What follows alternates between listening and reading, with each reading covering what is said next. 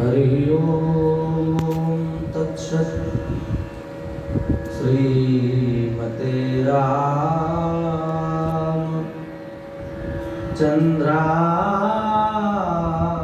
नमः।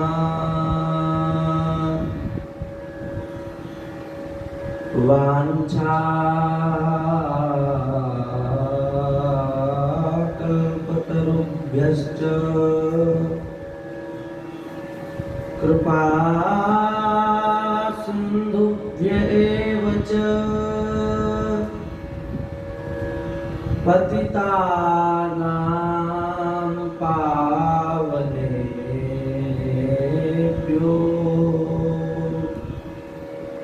श्री वैष्णवेभ्यो नमो नमः।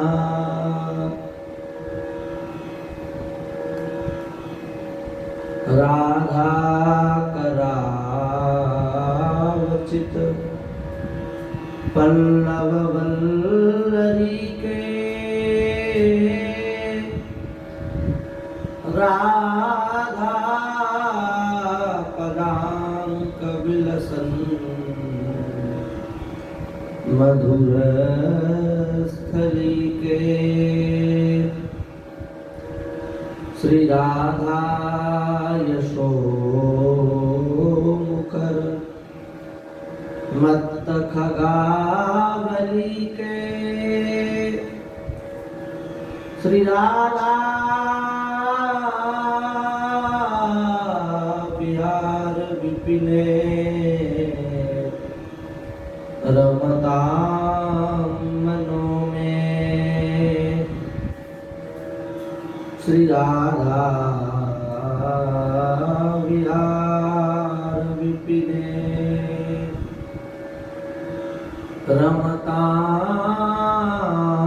मनो में। हरिशरण भक्तवांछाकल्पतरु भक्तवत्सल शरणागत वत्सल दीन बंधु दया सिंधु कृपा सिंधु असंख्य दिव्यानंद कल्याण गुणगण परमानंद कंद चिन्मूर्ति नंदनंदन श्याम सुंदर एवं महाभाव स्वरूपा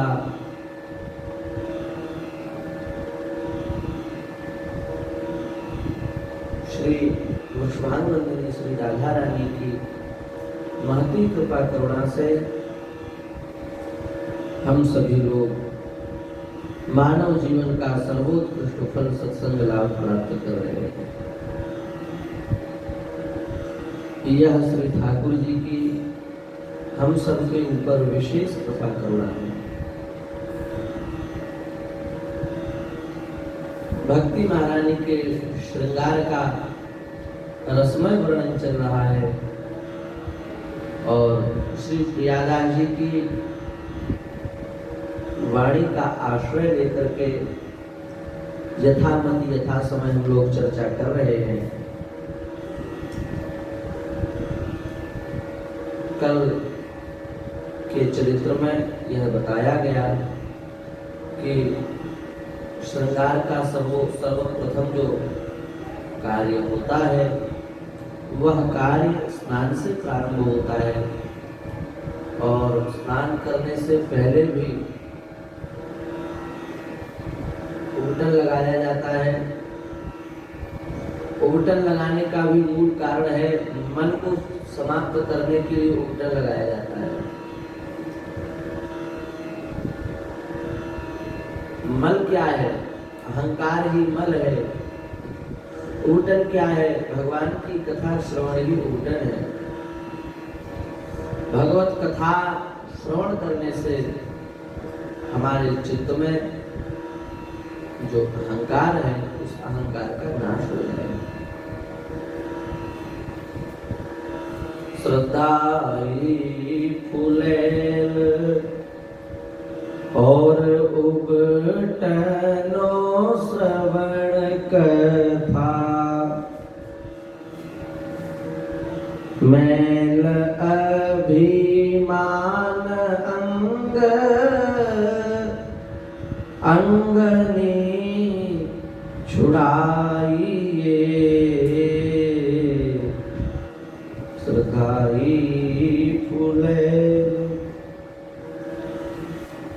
भक्ति महारानी को सुसज्जित करने के लिए सबसे पहले जो मल है, अहंकार है, उस अहंकार का विनाश करने के लिए एवं अहंकारज जो विकार है उन विकारों का नाश करने के लिए भगवान की मंगलमयी कथा का श्रवण। यह श्रवण क्या है? बोले यह श्रवण कुछ और नहीं है, यह श्रवण उबटन का काम करता है। और इस सुंदर उबटन के द्वारा भक्ति महारानी पर जो मन लगा हुआ है, मैल लगा हुआ है, अहंकार रूपी विकार रूपी, उसका समूल नाश हो जाएगा, वो शुद्ध, वो समाप्त हो जाएगा। अब मैल छूट गया, अब क्या करें? बोले श्रद्धाई फूले। जो अंगों की शुष्कता है, अंगों की रुक्षता है, उस शुष्कता को समाप्त करने के लिए, उस रुक्षता को समाप्त करने के लिए, अंगों को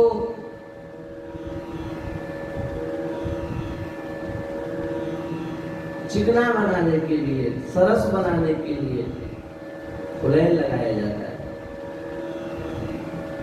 तो उससे क्या होता है? उससे ये होता है कि शरीर की जो शुष्कता है, रुक्षता है, रूखापन है, वह समाप्त हो जाता है और सुंदर चिकनाई से शरीर युक्त हो जाता है। तो कथा श्रवण रूपी उबटन के माध्यम से हमने अहंकार रूपी मल का तो नाश कर दिया, एवं अहंकार जो विकार रूपी मल का भी हमने नाश कर दिया। अब क्या करना है? बोले अब फुलेल लगाना है। फुलेल क्या है? श्रद्धा फुलेल, श्रद्धा ही फुलेल है। श्रद्धा को फुलेल कहा है श्री प्रियादास जी महाराज ने।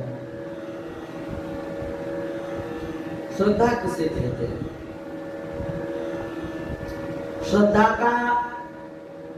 श्रद्धा को हम सबसे सरल सहज परिमार्जित शब्दों में परिभाषित करें तो एक वाक्य में यदि कहा जाए तो श्रद्धा का स्वरूप है वेद गुरु वाक्येषु विश्वास श्रद्धा।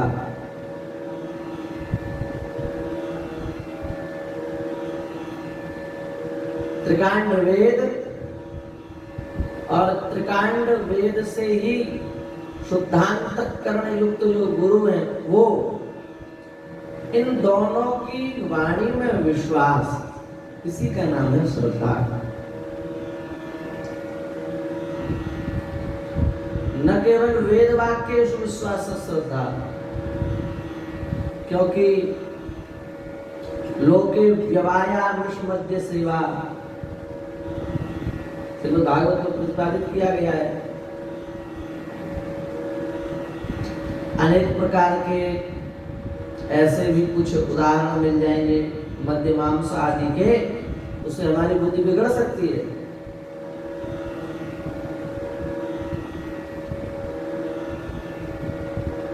इसलिए हमारे यहाँ तो नियम ही बनाया गया, विदिदन्यत्रमाप्नोति नियमः पाक्षिके सति अत्र चान्यत्र च प्राप्तो पद संख्येति गीयते, इस सिद्धांत रखा गया है।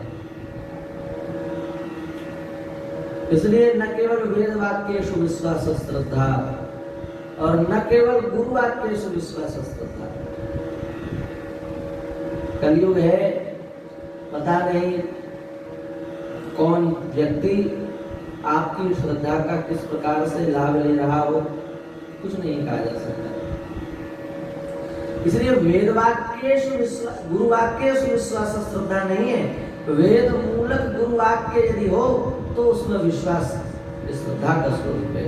यदि वेद बाह्य ज्ञान का प्रतिपादन गुरु कर रहे हो, उसका हमारे यहाँ आदर नहीं है। शास्त्रों में स्पष्ट लिखा है ज्ञानहीनो गुरु त्याज्यो मिथ्यावादी विडम्बका स्वविश्रांतिं न जानाति परशांतिं करोति किम्। जो शास्त्रों के ज्ञान से हीन है ऐसा गुरु त्याज्य है, मिथ्यावादी है, विडंबक है, जिसको अपने जीवन में स्वयं शांति का, संतोष का अनुभव नहीं हुआ, वो हमें क्या शांति प्रदान करेगा। देखो, ये गुरु की निंदा में नहीं कहा जा रहा है यह वाक्य, गुरु की तो बड़ी महिमा है,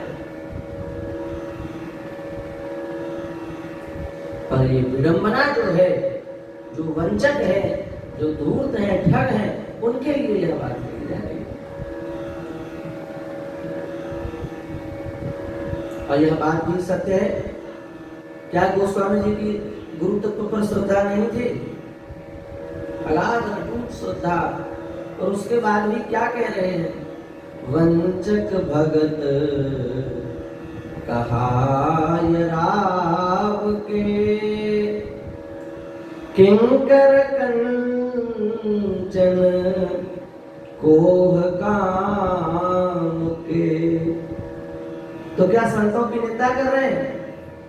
गुरु तत्व की निंदा कर रहे हैं? नहीं, आडंबर की निंदा की जा रही है, पाखंड की निंदा की जा रही है।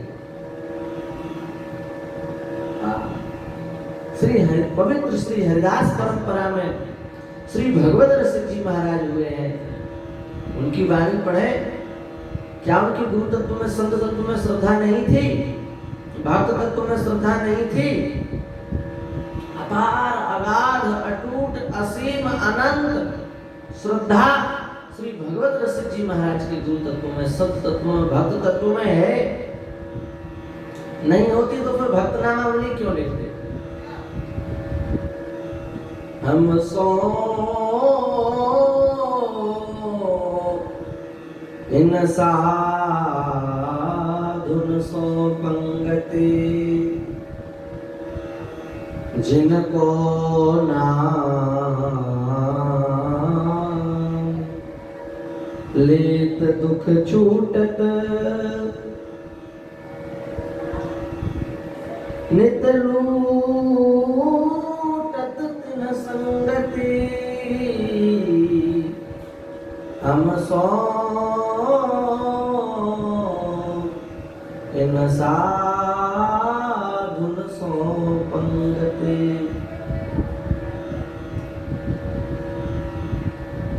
भगवत रसिक रसिक परिकर कर सादर, भोजन पावे।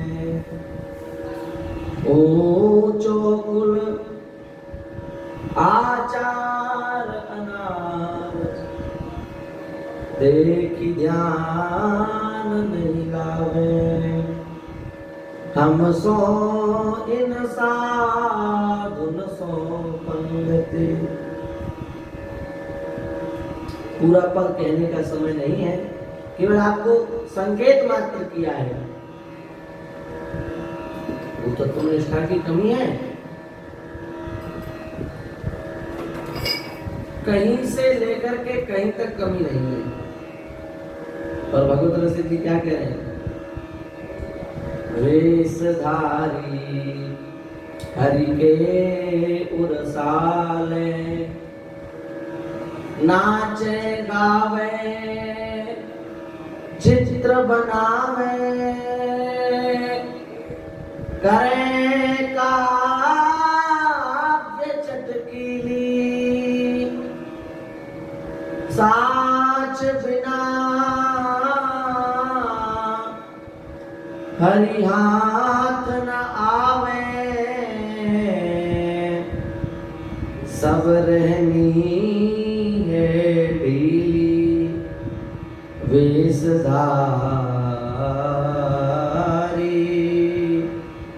हरि के उरसाले। ये किसकी निंदा की जा रही है? ये आडंबर की निंदा की जा रही है, ये पाखंड की निंदा की जा रही है। इसलिए वेद गुरु वाक्येषु विश्वास श्रद्धा,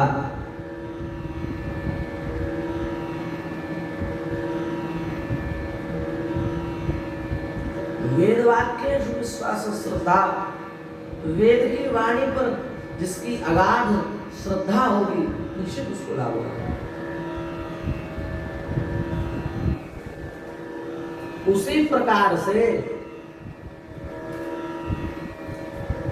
गुरु की वाणी पर जिसको असीम अगाध श्रद्धा होगी उसका भी कल्याण होगा।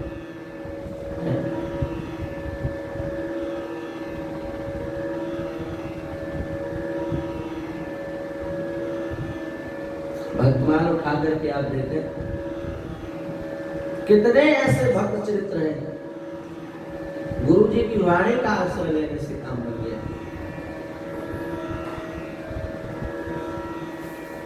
गुरु जी की वाणी के आश्रय लेने से सब काम बन गया।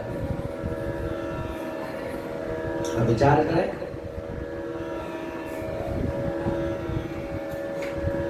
देखें, देखो एक शिष्य गुरु जी में उसकी विशेष निष्ठा, गुरु जी में उसका विशेष भाव,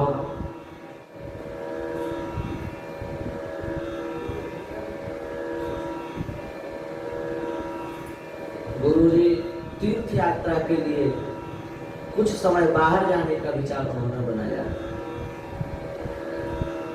संतों को चलते फिरते रहना चाहिए। ब्रह्मंसम पूज्यते योगी, घूमने से ही पूजा है। साधु ठहर जाएगा तो काम नहीं बनेगा, घूमते फिरते रहना चाहिए। भ्रमण का मन बनाया उन्होंने। अब जो शिष्य था उसका भाव यही था कि गुरु जी के दर्शन किए बिना चरणामृत, गुरु जी के दर्शन किए बिना जल नहीं लेंगे, गुरु जी का चरणामृत लिए बिना प्रसाद नहीं पाएंगे। ऐसे कुछ उसके नियम थे। अब जब गुरु जी ने जाने का संकल्प निश्चय कर लिया तो शिष्य गुरु जी के पास आया। सत्य घटना है भगवान की। और शिष्य ने आकर के कहा कि गुरुदेव आप तो जा रहे हैं, आपका चरणामृत लिए बिना तो हम जल भी नहीं लेते, आपका दर्शन किए बिना हम जल नहीं लेते, आपका एक झूठा उच्छिष्ट पाते हैं, अलग से प्रसाद भी नहीं लेते। अब आप जा रहे हो तो अब हमारे ये सब नियम कैसे चलेंगे? अब आपका मुख रोज कैसे दिखेगा? और उस समय मोबाइल का जमाना नहीं था कि फोन में हम फोटो देख लें, पुरानी बात है। आजकल तो दीक्षा भी फोन से ही हो जाती है, सामने रहने की भी आवश्यकता नहीं है। तो उस समय तो ऐसा था नहीं। गुरु गमन कियो परदेश, गुरु जी ने कहा देखो गुरु और गंगा इनमें भेद नहीं है। गंगा जी में और गुरु जी में भेद नहीं है। जो गुरु जी है वही गंगा जी है। गुरु जी के चरणामृत से जो लाभ होगा वो गंगा स्नान से मिल जाएगा। तुम्हारा नियम है ना, हमारा मुख देखे बिना जल नहीं लेते, गंगा जी का दर्शन करके जल ले लिया करो। गंगा जी मेरा ही स्वरूप है, तुम ऐसा समझ लो, बस ले। गुरु जी की वाणी शिष्य के लिए प्रमाणित हो गई। ठीक है गुरु जी, गुरु तो चले गए। गुरु गमन कियो परदेश, गुरु जी परदेश चले गए भ्रमण करने के लिए। और इधर शिष्य ने जो गुरु जी के प्रति भाव था वो गंगा जी के प्रति कर लिया। अब केवल आज्ञा दी, आज्ञा का लाभ आप देखो। गंगा जी को रोज प्रणाम करता, गंगा जी का रोज दर्शन करता, गंगा जी के दर्शन के उन्हें चरणामृत नहीं लेता, जल नहीं लेता। उसने विचार किया कि देखो गुरु जी गंगा जी अंतर नहीं है, तो गंगा जी में पैर रखना माने गुरु जी के ऊपर पैर रखना है। तो गंगा जी में स्नान करने में नहीं जाता वो प्रणाम करके वापस आ जाता है। घुस जाएंगे जल में तो गुरु जी के ऊपर पैर रखने बराबर हो गया। अब जो और शिष्य थे उन्होंने समझा कि ये तो गुरु जी के जाते ही पागल हो गया, उन्मत्त हो गया। बताओ गंगा जी में स्नान नहीं करता, कैसा मूर्ख व्यक्ति है। गंगा जी में भी इसकी श्रद्धा नहीं रह गई, इसमें कितना परिवर्तन आ गया, पता नहीं इसके कौन से पाप उदित हुए हैं। अब वो शिष्य भाव को समझ नहीं पा रहे थे। कुछ वर्षों के बाद में, समय के बाद में गुरु जी लौट करके आए, सब शिष्यों से कुशल क्षेम पूछी, सबने अपनी तो कुशल क्षेम सुनाई, पर वो जो अलग जिसकी पद्धति थी उसकी निंदा की कि आपके जाते उसका तो घोर पतन हो गया, गंगा जी में स्नान नहीं करता है, गंगा जी में आचमन नहीं करता है, गंगा छूता नहीं है। अब गुरु जी तो बात समझ रहे थे पर चेला समझ नहीं पा रहे थे। तो गुरु जी ने विचार किया कि ऐसी लीला की जाए जिससे चेला भी इस बात को समझ सके। तो गुरु जी स्नान करने के लिए गए सब शिष्यों के साथ में, कमर तक जल में प्रवेश किया, खूब स्नान किया। अब ये नहीं गए, ये बाहर खड़े रहे, तो गंगा जी को तो पैर से छू नहीं सकते, अपने पैर से गंगा जी का स्पर्श नहीं करेंगे, नियम था इनका। ये बाहर खड़े रहे, वस्त्र, लंगोटी, कमंडल और भी अचला आदि लेकर के बाहर खड़े हो गए। गुरु जी ने कहा बेटा हमारे वस्त्र हमें यहीं ला करके दो। महाराज यदि नहीं जाते हैं अंदर तो गुरु आज्ञा का उल्लंघन हो जाएगा, और जाते हैं अंदर तो हमारी निष्ठा है कि गुरु गंगा में भेद नहीं है, आपने ही बताया है, वो निष्ठा हमारी टूटेगी, हमें गंगा जी में पैर रखना पड़ेगा। बिना पैर रखे तो हम कमर के बराबर अंदर आ नहीं सकते। क्या किया जाए, क्या करें हम? अंदर जाएं तो निष्ठा बाधित हो रही है, और बाहर रहें तो गुरु आज्ञा बाधित हो रही है, क्या किया जाए? अंत में विचार किया गुरु आज्ञा करिए ऐसी, जो गुरुदेव भगवान हमें अंदर बुला रहे हैं वही गुरुदेव भगवान हमारी भाव की भी रक्षा करेंगे। ऐसा विचार करके जैसे ही शिष्य ने गंगा जी में प्रवेश किया, पाद पद्म तात न प्रगट, पाद पद्म तात न प्रगट। श्री गंगा जी ने विचार किया इस शिष्य के भाव की तो रक्षा होनी ही चाहिए। श्री गुरु जी ने विचार किया कि इस शिष्य के भाव की रक्षा होनी ही चाहिए। आज गंगा जी में बड़े बड़े कमल के पुष्प खिल गए, विशाल पुष्प खिल गए, ऐसे पुष्प न देखे न सुने, ऐसे पुष्प विशाल विशाल। उन पुष्पों पर पैर रख करके वह शिष्य गुरु जी को वस्त्र दे आया, और वस्त्र दे करके जैसे ही लौटा हमारा गुरु साहब के सब पुष्प समाप्त।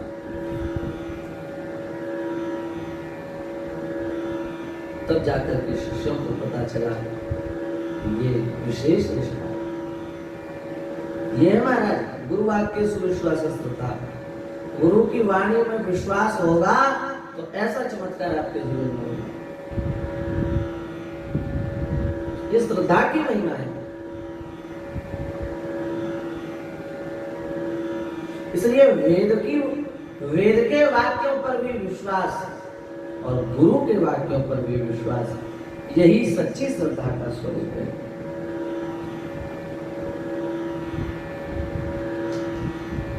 सभी लोग, हम लोग अपने जीवन में चाहते हैं हमें ज्ञान प्राप्त हो जावे, हम ज्ञानी बन जावे।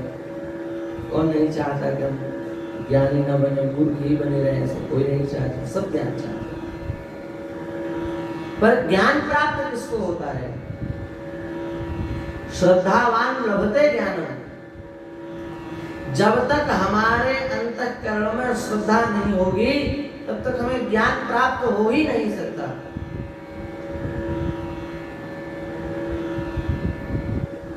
बिना श्रद्धा के कहीं कुछ नहीं। नान्यद यथा स्थूल तुषावघातिनाम, जिस प्रकार से भूसी को कूटने से कुछ भी प्राप्त होने वाला नहीं है, उसी प्रकार से यदि आपके हृदय में श्रद्धा नहीं है, आप कुछ भी करते रहो, आपको लाभ होने वाला नहीं है। नान्यद यथा स्थूल तुषावघातिनाम। देखो, ज्ञान की तो बात छोड़ ही दो,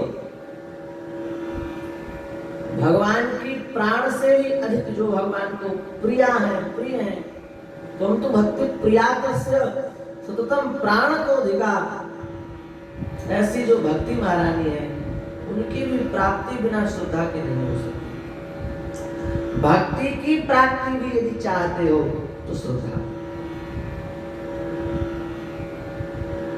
भक्ति रसामृत सिंधु में आचार्य चरण कह रहे हैं,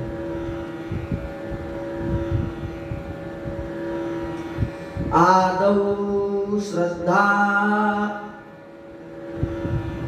ततः साधु संगोथ भजन क्रिया,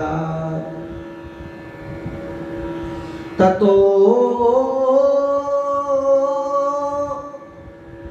नरथ निवृत्ति स्यात्, ततो निष्ठा रुचिस्तथा अथासक्तिस्ततो भावः, ततः प्रेमाभ्युदञ्चति।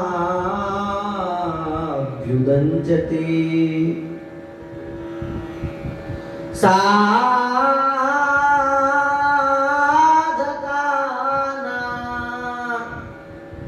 मयं प्रेम्णः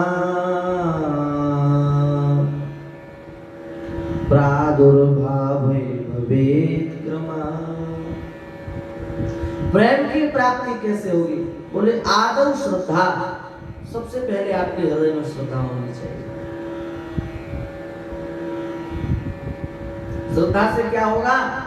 जब आपके अंतःकरण में श्रद्धा होगी तो ततः साधु संगा, आपको महत्पुरुषों का संग मिलेगा। क्यों? आपके हृदय में जब श्रद्धा ही नहीं होगी तो आप सब पुरुषों के पास जाओगे, आपको लगे अरे ये तो बस ऐसे ही बाबा जी बन जाते हैं, इनके पास जाएंगे तो हमारी भी गृहस्थी समाप्त हो जाएगी, इनके पास जाने का काम नहीं है। हेलो, आपके मन में ऐसा भाव होगा तो आप साधु संग कर पाओगे अपने जीवन में? नहीं कर पाओगे। इसलिए श्रद्धा, और जब आपके अंतःकरण में श्रद्धा होगी तो साधु संगा, साधु संग की प्राप्ति आपको होगी। और साधु संग मिलेगा तो क्या होगा? ततोथ भजन क्रिया, आपके जीवन में भजन प्रारंभ हो जाएगा। क्योंकि भगवान के भजन की प्राप्ति, भगवान की प्राप्ति बिना साधु संग के नहीं हो सकती।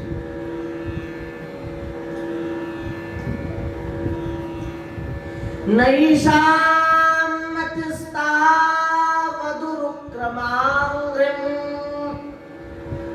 स्पृशत्यनर्था पगमो यदर्था महीयसां पादरजोऽभिषेकम् निष्किञ्चनानां नवनीतयावत्। जब तक महत्पुरुषों के चरण की रज का आश्रय हम स्वीकार नहीं करेंगे, तब तक भजन होना नहीं करेंगे, तब तक भगवान की प्राप्ति नहीं हो सकती। रहु गणै तपसा न याति, न चेत्यया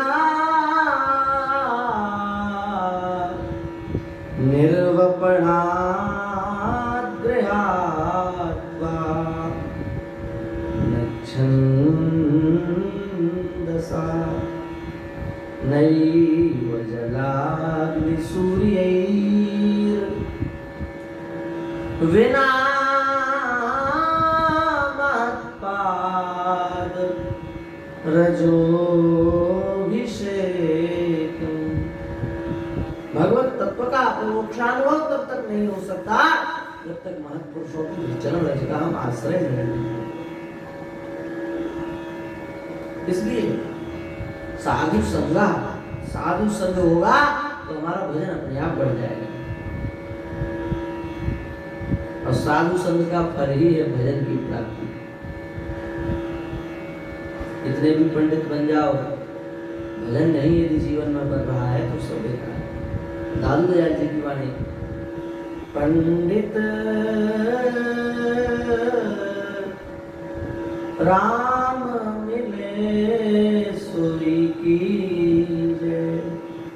अरे पंडितों, भगवान की प्राप्ति जैसे हो वो काम करो। श्री रूपलाल जी की वाणी, पढ़ी पढ़ी ग्रंथ निगम आगम सब, थोथे हिंगार बजावे, जैसी रूपलाल हित करनी कथनी, एक करे सचु पावे, यही विधि को नहीं भक्त गावे। कुछ रट लिया और रट करके कह दिया है, थोथे ही डाल बजावे, इससे कुछ हाथ नहीं लगेगा। हाथ कब लगेगा? बोले जब करनी कथनी एक होगी तब जाकर के सत्य की प्राप्ति होगी। जो आपकी वाणी में है वही आपके आचरण में होना चाहिए, वही आपके मन में होना चाहिए, तब सत्य की प्राप्ति होगी। मनस्येकम वचस्येकम कर्मण्येकम महात्मनः, मनस्यन्यद वचस्यन्यद कर्मण्यन्यद दुरात्मनः। ये महात्मा दुरात्मा की परिभाषा है। मनवाणी क्रिया में जिसकी एक रूपता हो वो महात्मा है, मनवाणी क्रिया में जिसकी भिन्नता हो वो दुरात्मा है। इसलिए भैया साधु संग का फल है भजन। भजन नहीं किया तो भजन बिन बैल बराने वे हो। बिना भजन के तो तुम भैया बैल के समान हो। भजन बिन चोला यह बेकाम। भजन के बिना एक चोला तुम्हारा व्यर्थ है, किसी काम का नहीं है।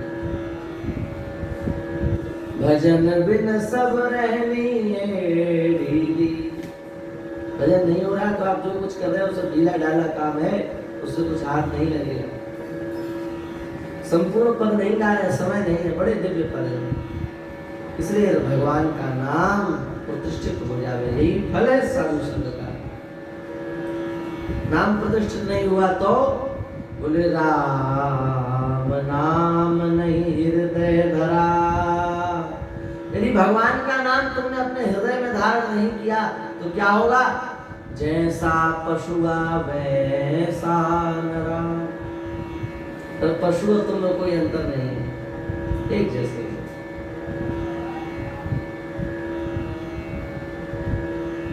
अधिक व्याख्या का समय नहीं है, सार रूप में आप यही समझो, साधु संग का फल भजन है। आगे क्या होगा? बोले ततो नर्थ निवृत्ति स्यात्। भजन से आपके जन्म जन्मांतरों का जो अनर्थ है वो समाप्त हो जाएगा। 3 प्रकार के कर्म होते हैं पंडित जी, संचित, प्रारब्ध, क्रियमाण। जो भजन करते हैं उनके विषय में लिखा है संचित क्रिय प्रारब्ध कर्म सबे जाए मुचि। संचित और क्रियमाण और प्रारब्ध तीनों प्रकार के कर्मों से वो मुक्त हो जाता है, मुचि समाप्त हो जाते हैं उसके तीनों प्रकार के कर्म। कर्म का भी बड़ा इसमें विस्तार है, स्वतंत्र चर्चा का विषय है। संचित वे कर्म होते हैं जो हमने जन्म जन्मांतरों में किए हैं। वर्तमान में भी हम जो क्रिया कर रहे हैं ये सब संचित में जा रहा है। हम देख रहे हैं, हम सुन रहे हैं, हम बोल रहे हैं, हम आ रहे हैं, हम जा रहे हैं, ये तत्काल क्रिया संचित में चली जाती है। बहुत बड़ा गोदाम है संचित कर्मों का, वहां ये सब जमा है। और क्रियमाण कर्म उसे कहा जाता है जो आप कर रहे हैं। आप बैठे हैं, ये क्रियमाण कर्म है। आप हाथ हिला रहे हैं, ये क्रियमाण कर्म है। आप बोल रहे हैं, ये क्रियमाण कर्म है। और ठीक आपने बोलना बंद किया, ये संचित में चला जाएगा, अगला कर्म लग जाएगा। और एक कर्म होता है प्रारब्ध। प्रारब्ध किसे कहते हैं? बोले संचित में से जो फल या जो कर्म भोगने के लिए सामने आकर के खड़ा हो गया, वो प्रारब्ध है।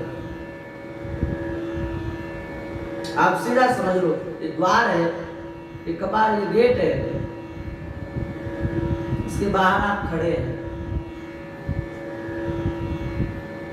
अब आप वहां खड़े होकर के जो भी कर रहे हैं वो सब संचित हो गया। मान लीजिए ये कमरा भरा है आपके कर्मों से, तो आप जो भी कर रहे हैं वो सबसे पीछे जाकर के लग जाएगा, कर्म जाकर के वो संचित हो गया। अब जो वर्तमान में कर रहे हैं आप, वो क्रियमाण हो गया। और उन कर्मों में से जो कर्म सबसे आगे खड़ा है आपको भोगने के लिए, उस कर्म का नाम प्रारब्ध कर्म होता है। कहते हैं ना, अरे महाराज प्रारब्ध ही खराब है, इसलिए हाथ टूट गया, पैर टूट गया। ये प्रारब्ध क्या है? जन्म जन्मांतरीय संस्कारों में हमने जो अपराध किए हैं, जो कर्म किए हैं, उन्हीं कर्मों में से जो कर्म सबसे आगे आकर के खड़ा हो गया भोगने के लिए, उसी का नाम प्रारब्ध है। तो जो भजन करता है उसका संचित समाप्त हो जाता है, क्रियमाण पवित्र हो जाता है। और रहा प्रारब्ध, भगवान की कृपा से प्रारब्ध भी कट जाता है।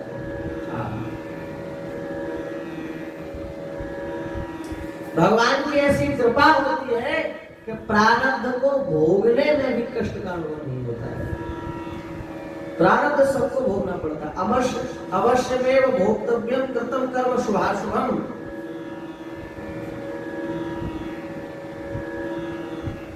परंतु भोगने में भी अंतर होता है। आप भोगोगे स्वयं तो आपको उसके 100% कष्ट का अनुभव होगा। और जब ठाकुर जी भोगवाएंगे तो महाराज भोगने के बाद भी आपको कष्ट का अनुभव नहीं होगा। आप प्रसन्नता से सब सह लेंगे। आप उस भयंकर कष्ट में जो आपकी चीख निकलेगी, उसमें भी नाम प्रकट होगा आपकी वाणी से। राजी रहो हंसोई मुख छवि, नहीं तुम सो कछु चाहिए। जी दे कर जी के सुख दुख की चर्चा की विधि करिए।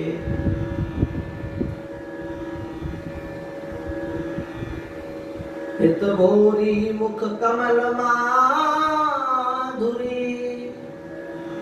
सदा सराहत रहिए। जहाँ को देखे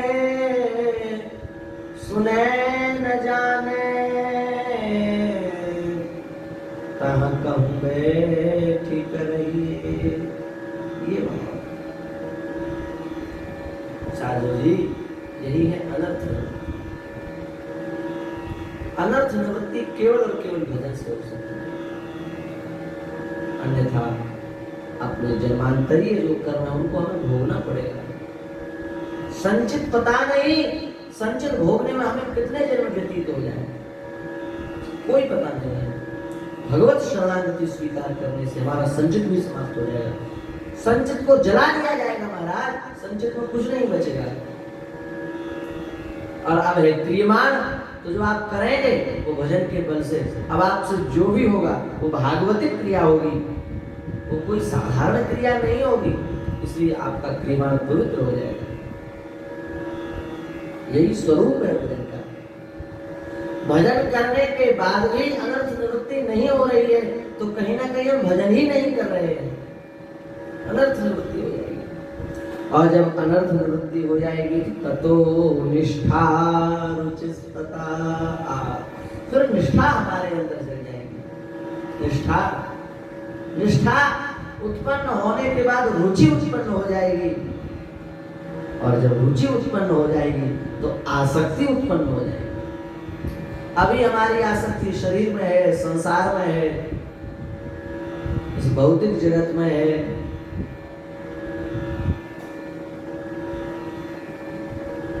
कितनी जगह आसक्ति होती है?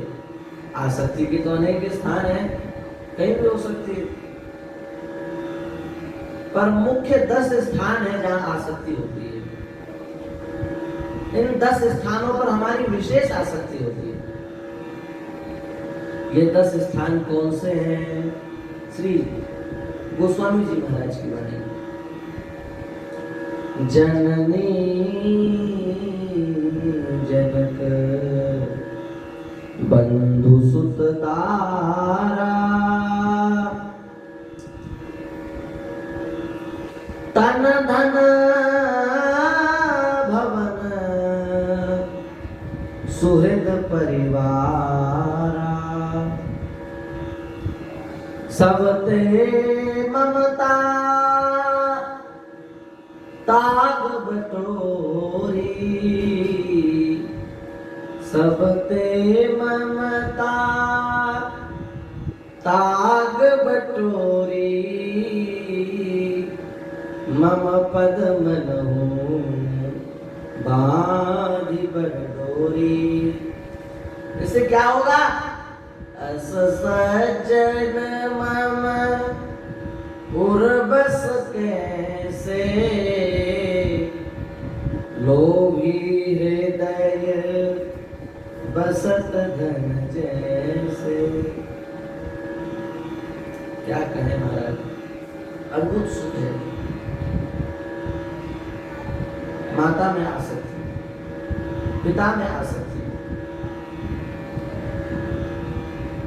भाई में आसक्ति, पुत्र में आसक्ति, पत्नी में आसक्ति, स्वयं में आसक्ति, धन में आसक्ति, महलों में आसक्ति, घर मकान में आसक्ति,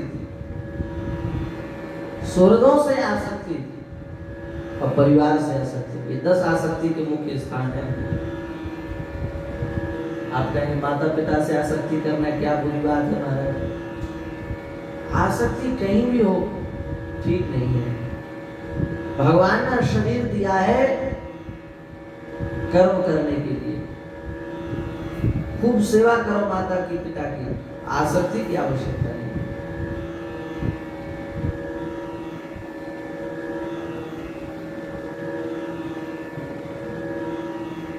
भगवत भाव से की जाने वाली सेवा कल्याण का कारक हो जाती है।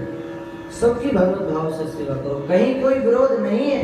पत्नी की सेवा, पुत्र की सेवा, भाई बहन सबकी सेवा करो, भगवत भाव से करो, आसक्ति पूर्वक करने की आवश्यकता नहीं।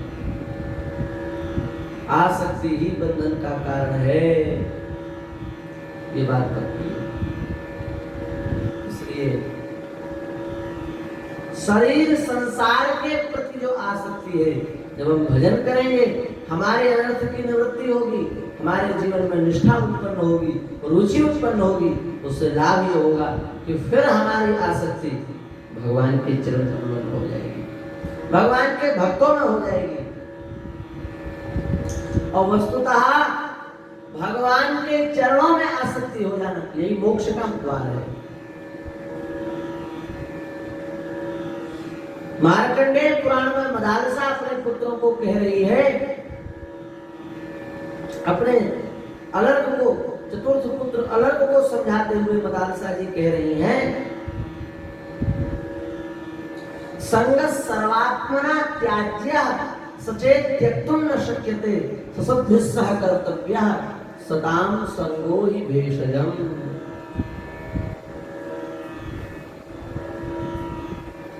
मार्कंडेय पुराण में श्री मदालसा जी कह रही हैं, देखो अपने पुत्र अलर्क से संग सर्वात्मना त्याज्य।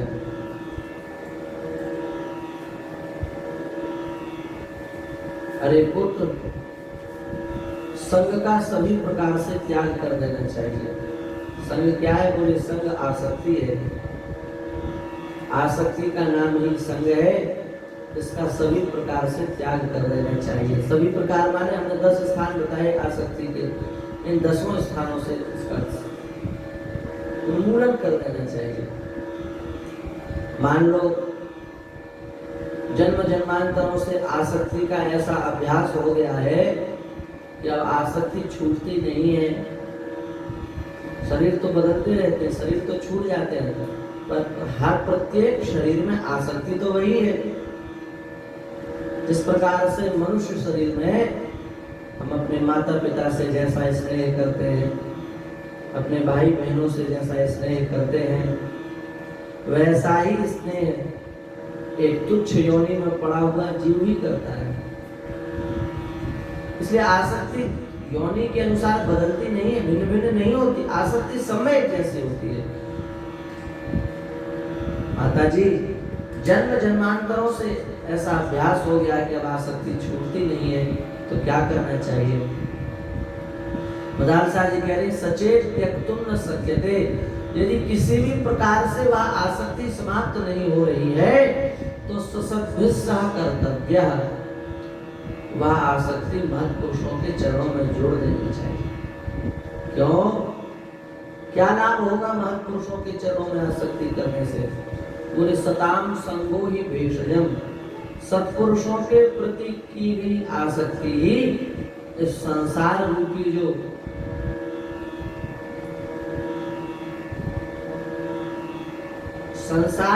जो रोग है, इस संसार रूपी रोग से मुक्त करने के लिए सत्पुरुषों का संग ही एकमात्र औषधि है। इसलिए ततः साधु संगा ततोथ भजन क्रिया ततो नर्थ निवृत्ति स्यात् ततो निष्ठा रुचिस्तता तथा शक्ति। अब आसक्ति उत्पन्न हुई।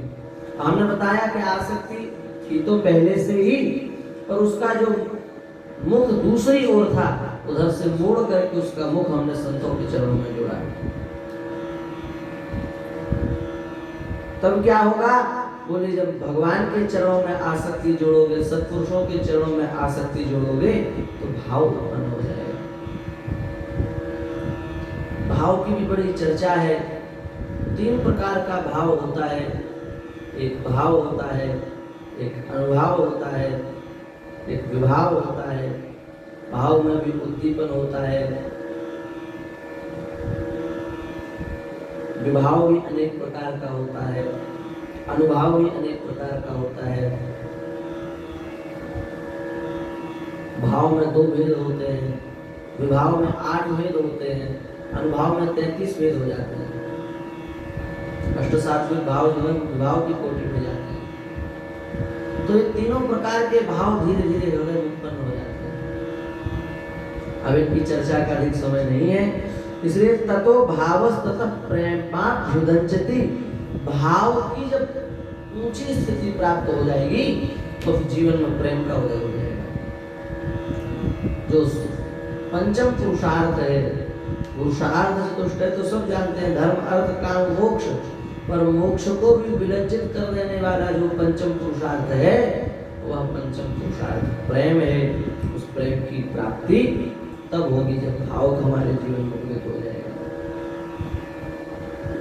वाक्गदा द्रवते यस्य चित्तम रुदत्य भीक्षणं हसति क्वचिच्च विलज्ज उदगायति नृत्यते च मद्भक्ति युक्तो भुवनम पुनाति। ये भक्ति का लक्षण है। भक्ति का स्वरूप क्या है? बोले भक्ति का सीधा सा स्वरूप है सेव्य की प्रसन्नता में अपनी प्रसन्नता। यही भक्ति का सहज सरल स्वरूप है। भक्ति कैसी हो? अहित की अप्रतिहता भक्ति हो। और सेव्य की प्रसन्नता में होने वाली भक्ति हो।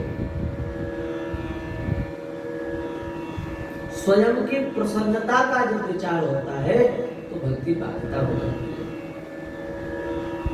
भगवान की प्रसन्नता में अपनी प्रसन्नता रखना, यही भक्ति का वास्तविक स्वरूप है। श्री भीष्म पितामह शरशैया पर पड़े हुए हैं, परम भागवत है, परम भगवान के भक्त है। जीवन में सदाचार का ही पालन किया है, दुराचरण कभी नहीं किया। जब से आजीवन ब्रह्मचर्य की प्रतिज्ञा की तब से ब्रह्मचर्य नष्ट नहीं किया। उसके बाद भी उनको भीषण शरशैया पर विश्राम करना पड़ा। चाहते तो जब भगवान आए तो उड़ाना जरूर देते, तो देखो हमने आपका जीवन भर भजन किया, आपका स्मरण किया, आपने अपनी वृत्ति लगाई, हमको अंतिम समय में इतना कष्ट हो रहा है, आपने ऐसा क्यों किया? भगवान से पूछ सकते थे। पर संपूर्ण भीष्म स्तुति में एक वाक्य भी ऐसा नहीं है जहां भीष्म जी महाराज अपनी वेदना ठाकुर जी से बता रहे हैं, कहीं नहीं। हम अपनी वेदना बताएंगे तो हमारी वेदना को सुन करके भगवान को कष्ट होगा, इसलिए एक वाक्य भी ऐसा नहीं कहा। यही भक्त का स्वरूप है, कष्ट में होने के बाद भी सदा सर्वदा सेव्य की प्रसन्नता में अपनी प्रसन्नता। धृतराष्ट्र ने तो पूछ लिया कि महाराज हमने ऐसा कौन सा अपराध कर दिया जो हमारे 100 के 100 बेटा मार डाले, बताओ आप। तो भगवान ने बताया कि तुमने पूर्व जन्म में ऐसे ऐसे करके 100 पुत्रों को मारा था, उसी का फल तुम्हें मिल गया है। भीष्म जी ने तो भगवान की ही सुंदरता का निरूपण किया, भगवान के ही महात्मा का निरूपण किया। ललित गति विलास बल गुहास प्रणय निरीक्षण कल्पितो माना कृतमनुकृतवत्य उन्मदान्धा प्रकृति मगन किल यस्य गोपवध्वा। भगवान की मंगलमयी बाल लीलाओं की चर्चा कर रहे हैं भीष्म जी महाराज, अपने कष्ट का कहीं विचार करें। यही भक्ति है, और यह भक्ति प्राप्त कब होगी, इसके मूल में क्या है? बोले इसके मूल में श्रद्धा है। प्रियादास जी महाराज की वाणी है, श्रद्धाई फूलेल और उबटनो श्रवण कथा मैल अभिमान अंग अंग ने छुड़ाइए। कथा श्रवण ही उबटन है। इस कथा श्रवण रूपी उबटन के माध्यम से जो भक्ति महारानी के ऊपर मन लगा हुआ है, काय का मल है, अहंकार ही मल है, और अहंकार विकार ये भी मल ही है। तो कथा श्रवण रूपी उबटन से भक्ति महारानी के सुंदर श्री विग्रह पर जो अहंकार रूपी मन लगा हुआ है, उस मल का परिमार्जन करें, उसको हटावें, और जब हट जावे तब श्रद्धा रूपी फुलेल लेकर के भक्ति महारानी का जो श्री विग्रह है, उस विग्रह को सुंदर जो शुष्क हो गया है, उसको श्रद्धा रूपी फुलेल से चिकना कर लेंगे। और जब चिकना हो जावे तब क्या करें? फिर स्नान। अब यहाँ से स्नान की प्रक्रिया चालू होगी। स्नान के बाद उनको पहुँच करके सुंदर वस्त्र पहनावे, वस्त्र पहना करके सुंदर नासिका में नथ धारण करावे, कानों में कुंडल धारण करावे, केयूर आदि आभूषण धारण करावे, गले में सुंदर हार धारण करावे, और फिर काजल धारण करावे, और अंत में श्रृंगार का जो सबसे मुख्य केंद्र आकर्षण होता है बीरी प्रसाद, वो बीरी प्रसाद श्री भक्ति महारानी को पवावे, तो भक्ति महारानी का पूर्ण स्वरूप उदित होता है। अब हम लोग 2 दिनों में भगवत कृपा से स्नान तक पहुंच गए हैं। शेष जो पंक्तियां हैं उनकी चर्चा कल करेंगे। श्री वृंदावन बिहारी लाल की जय।